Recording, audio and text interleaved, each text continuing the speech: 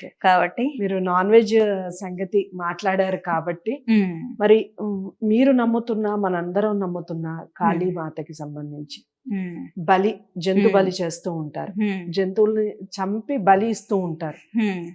అసలు జంతువుల్నే తాకకూడదు, దాన్ని ప్రేమగా చూడాలి అని చెప్తున్న మనమే జంతు బలిని ఎందుకు చేయాల్సి వస్తుంది కారణం చెప్తూ, అసలు దేవుళ్ళు ఇలాంటివి కూడా చెప్తారా, జంతు బలి చేయాలనేది చెప్తారా చెప్పండి.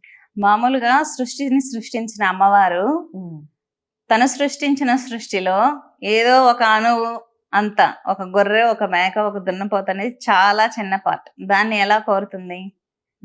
కాస్మిక్ పవర్ అమ్మవారు అనేది ఎప్పుడు బలి కోరదు. మనం ఏదైనా రిచువల్స్ చేసామంటే అది మన స్వార్థం కోసం చేసుకుంటున్నాం అంతే. బలి సాంప్రదాయం అనేది ఏంటంటే, కాళీకి ఎందుకు బలి ఇస్తారంటే తాంత్రిక విధానాలలో కొన్ని ఉన్నాయి. ఒక మనిషి మీద ఇంకొక మనిషి ప్రయోగం వదిలినప్పుడు ఆ ప్రయోగం అంటే ఏంటి, చనిపోయిన డెడ్ బాడీస్ ఉంటాయి, సూసైడ్స్ చేసుకున్న ఆత్మలు ఉంటాయి రోడ్స్ మీద. కొంతమంది లేడీస్ కిరోసిన్ పోసి కాల్చుకుంటారు, యాక్సిడెంట్స్ అయిపోయిన వాళ్ళు ఉంటారు, సూసైడ్స్ ఉంటాయి. ఇవి చాలా ప్రతీకార స్వభావంతో ఉంటాయి. అన్యాయం జరిగిపోయింది మాకు అన్నట్టు ఆ సోల్స్ ని ఒక మంత్రం ద్వారా హిప్నటైజ్ చేసుకుంటారు. వాళ్ళ బ్రెయిన్ వచ్చి డెత్ అయినప్పుడు అక్కడతో ఆగిపోతుంది. సోల్ కోన్ బ్రెయిన్ ఉండదు. ఎక్కడైతే మెంటల్ స్టేట్ లో వారు చనిపోయారో అదే మెంటల్ స్టేట్ లో స్పిరిట్ అవుతుంది. ఆ చంచలమైన negative thoughts, negative energy spirit అవుతుంది. ఆ స్పిరిట్ ని మంత్రం ద్వారా వీళ్ళు హిప్నటైజ్ చేసుకొని, వాళ్ళు చనిపోయినప్పుడు ఏంటంటే సోల్స్, దేవుడు 100 సంవత్సరాల వయసు ఇచ్చారనుకోండి, ఈ 50 సంవత్సరాలకి సూసైడ్ చేసుకుంటే వీళ్ళకి ఆకలి దప్పికలు ఉంటాయి.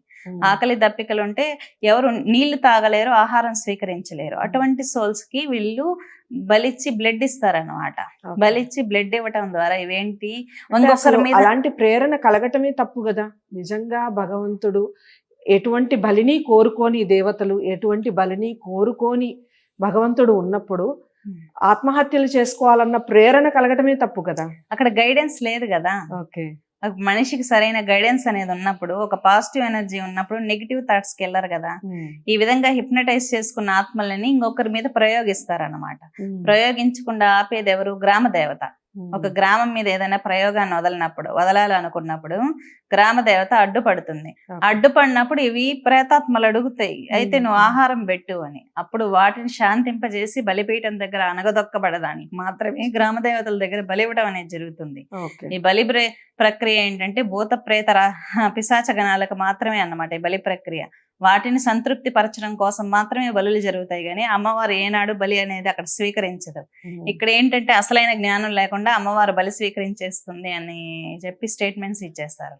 ఇంకోటి ఏంటంటే, ఈ బలి ప్రకరణ చేసినప్పుడు ఏంటంటే వీళ్ళకి ఆ బలి ఎవరైతే ఇస్తారో, ఇప్పుడు చిన్న చిన్న మేకల్ని, చిన్న చిన్న కోళ్ళని, వయసు మెచ్యూర్ అవ్వని వాటిని ఇస్తారు. అలా ఇవ్వకూడదు, తప్పు.